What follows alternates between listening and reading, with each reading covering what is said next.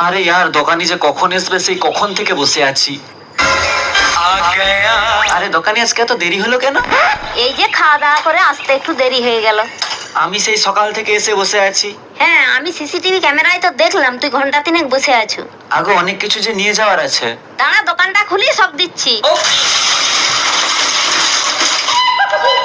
তাড়াতাড়ি ফদ্দের মালগুলো দিয়ে দাও। আরে 3 ঘন্টা ধরে বসে থাকার কি দরকার ছিল?